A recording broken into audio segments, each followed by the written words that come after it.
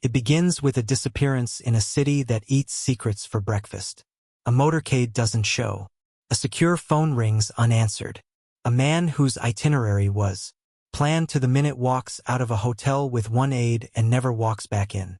Within hours, a rumor curls through encrypted chats and diplomatic inboxes. The general is gone. Flight manifests show nothing abnormal. Border logs are clean. Cameras blinked but do not. Remember, the official line is banal: schedule change, medical leave, no cause for alarm. Off the record, the question is colder. Did he defect? Or was he taken? Before we go any further, a line of honesty. There is no public, verifiable record that Mossad kidnapped a Saudi general. If such an operation happened, it remains classified, deniable by design.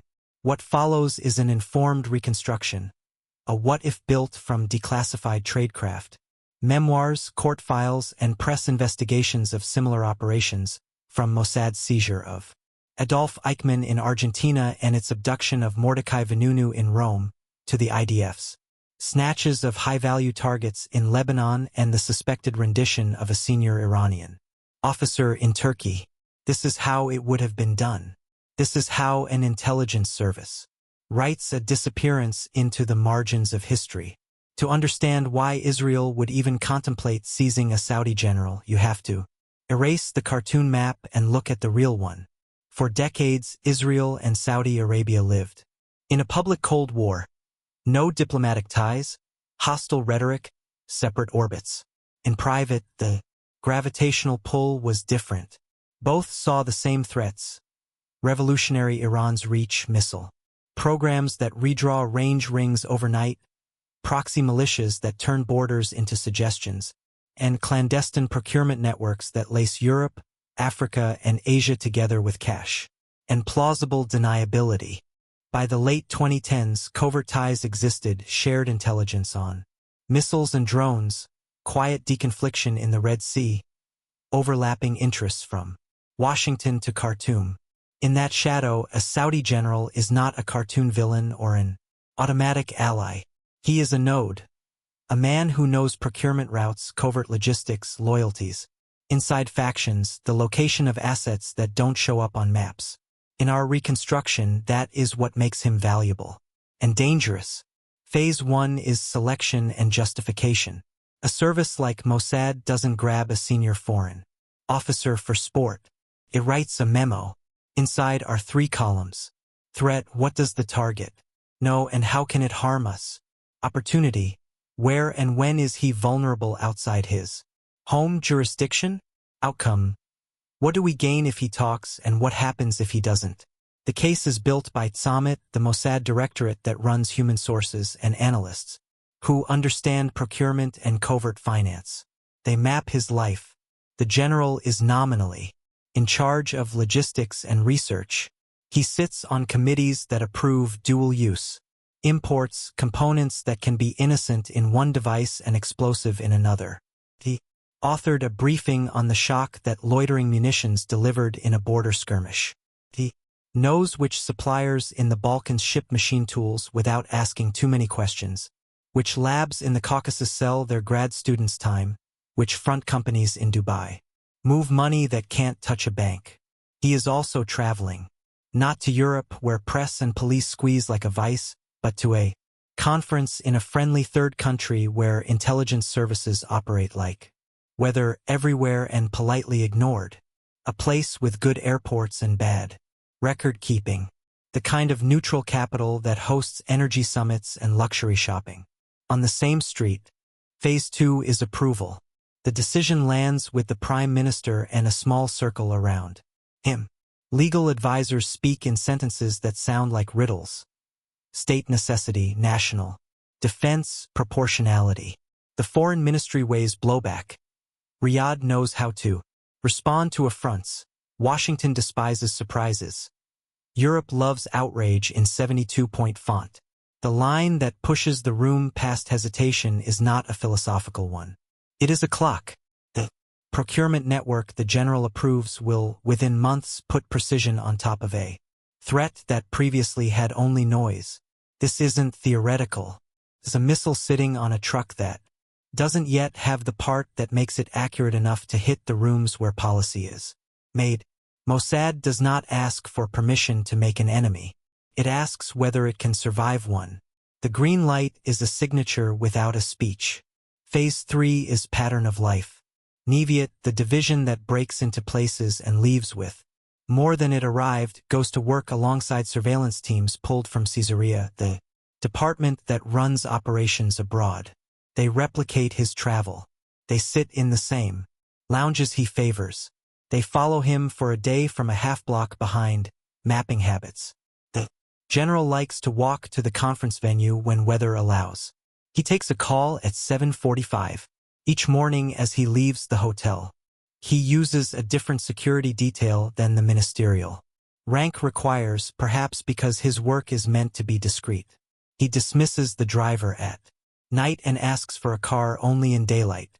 He visits a private clinic 2 neighborhoods away for routine care, low profile, high competence, a blessed lack of security theater. The operation's hinge becomes obvious. An abduction in a hotel hallway is noise. An abduction between a clinic and a car is logistics, short, predictable, controllable. No guns. No struggle. No witnesses who are not paid to forget. Phase 4 is cover for action. Every conspicuous move sits under an innocent one. An apartment 3 blocks from the clinic has been rented for months by a Belgian lawyer, whose bank exists mostly on paper. Furniture arrived and was returned. A cleaning service has keys. Its owners don't know that the woman who pays in cash shares an office in Tel Aviv with 3 other names and a printer. The safe house is real in the way a photograph is real. It looks true to anyone who glances long enough to decide they have better things to do. A second cover is printed on paper with red crosses. A private medevac company registered in Malta will apply for a landing slot tomorrow night, ostensibly to transport a European business executive to a specialist clinic abroad after a sudden cardiac episode. The executive's name is spelled correctly. He exists. He is also asleep in a hotel across town and will never board the plane that carries his name. Phase 5, the approach. Mossad avoids contact when it can. A honey trap is for headlines and fools. The safer play is to move the environment. The clinic receives a call a week before the general's appointment from a woman with a professional voice and a convincing explanation for why the clinic must shift its calendar by 30 minutes that one day. The receptionist writes it down because the explanation matches the clinic's experience of its own operations. That's what a good pretext does. The general security detail does not notice the shift. Their job is to escort him from door to door. The door is still a door. The street is still a street. Phase 6 is the snatch. This is where the movies always go loud. Professionals go quiet. 2 men in maintenance uniforms enter the clinic through a rear door and fix nothing. They carry a tool bag with nothing a camera would recognize and everything a team needs. Zip, cuffs, tape, medical sedatives calibrated to an adult male of the general's build. A nasal cannula, an oxygen bottle, a pulse oximeter, and 4 kit. They are not doctors. They have done this before. A third man waits on the street by a service exit in a van that looks like all vans look in downtown streets. Anonymous and slightly ugly. A fourth is across the road, leaning on a scooter and scrolling through a phone. He is the lookout and the breaker. If something goes wrong, he becomes the accident that stops traffic at precisely the right second. It doesn't go wrong. The general steps into a rear corridor heading for the parking lot. The clinic's quiet way of treating important clients. The guard is half a step ahead, opening the door. He doesn't see the 2 maintenance men behind him until a hand closes around his throat and another around his wrist in the exact way that convinces a body it would prefer not to struggle. The general blinks and begins to turn. The needle slides, the sedative rides. His blood to his brain, and the next 2 minutes are choreography. A wheelchair in a body. Seated, a jacket slipped over a button-down shirt, the bottom half of a disguise. A man too ill to walk but too important to ride in the back of a van. The building's camera sees what the camera expects. A patient in distress and two attendants doing their job. The van's rear door closes, pulls away at civil speed. The scooter drifts into the street for a beat. A perfect fool.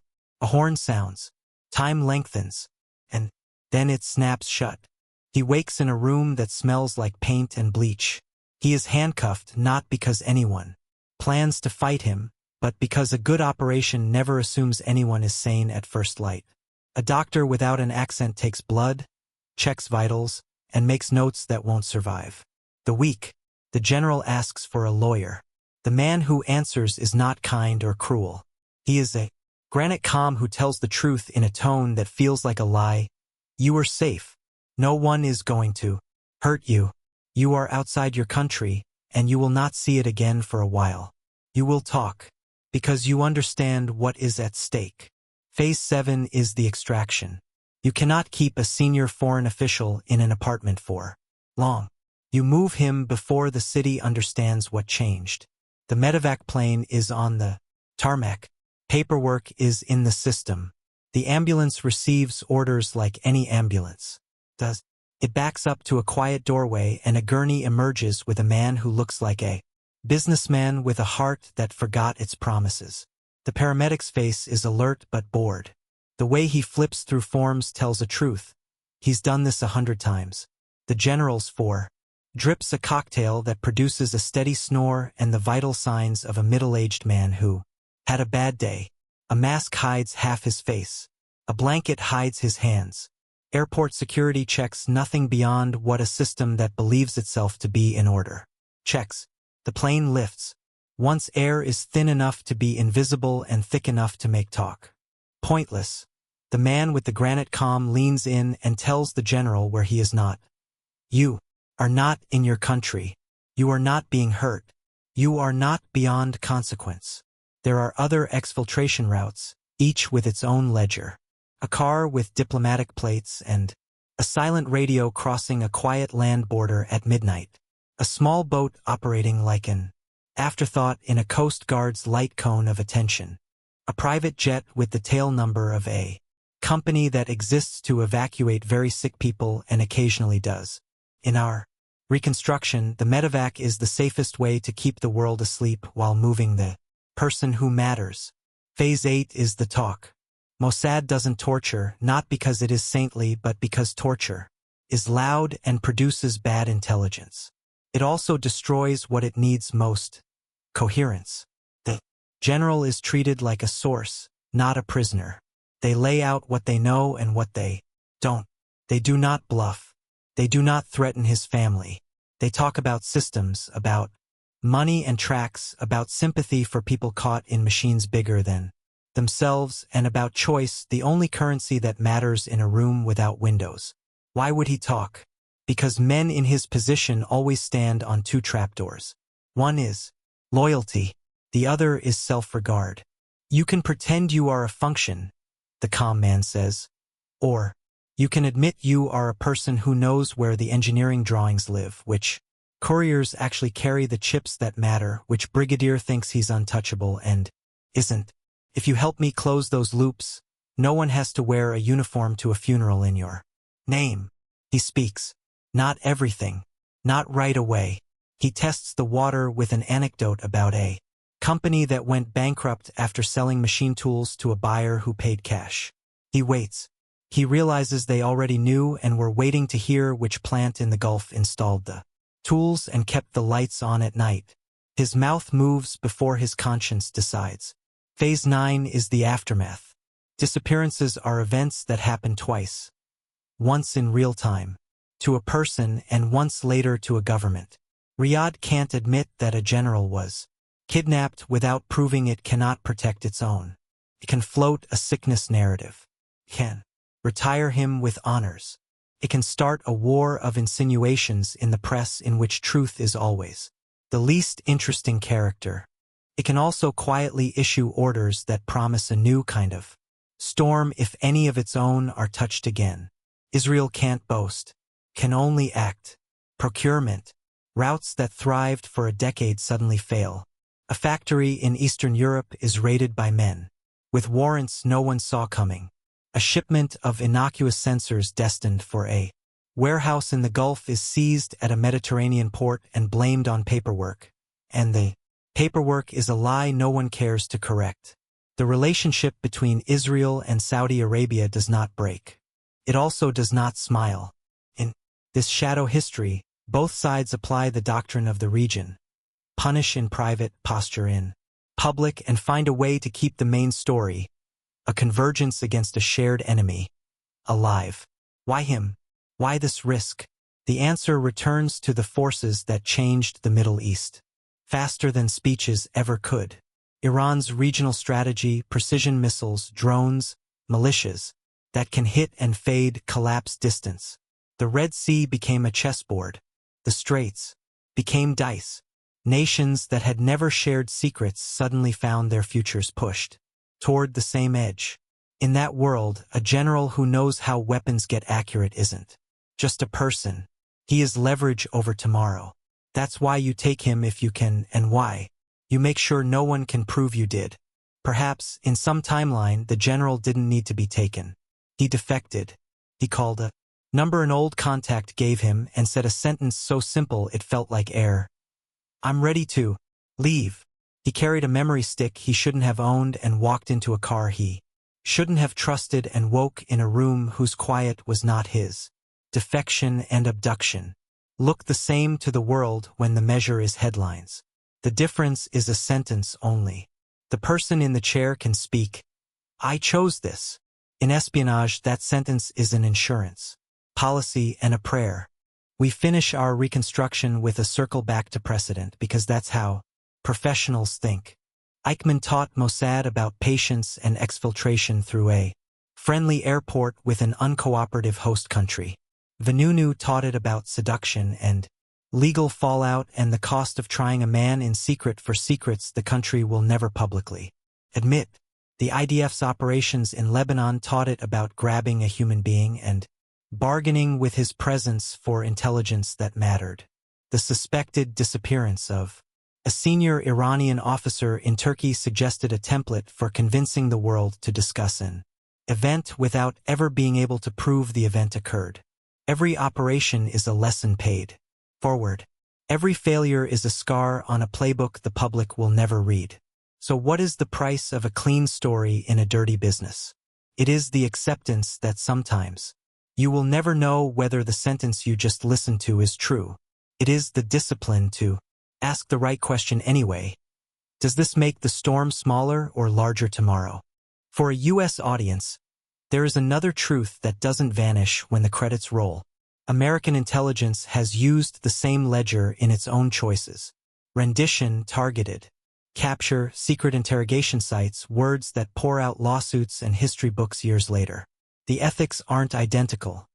The circumstances aren't either. But the principle that divides right from ruin is clear across languages. Necessity is not a blank check. Secrecy is not a sacrament. And the people who sign the orders live with the ghosts. In the end, whether a Saudi general was kidnapped by Mossad will probably not be written in any public ledger. What will be written are the aftershocks. Supply chains interrupted, shipments that never moved, programs that took longer than their backers promised, and a quiet change in how two states talk when the microphones are off. That is the ice beneath the footprints in stories like this. You don't see the steps. You see the cracks spreading outward. And maybe that's the only honest ending here. In intelligence, the most important operations are the ones no one can prove, the most powerful sentences are the ones never said. And the most lasting victories are the crises that never arrive because someone, somewhere, disappeared at exactly the right time.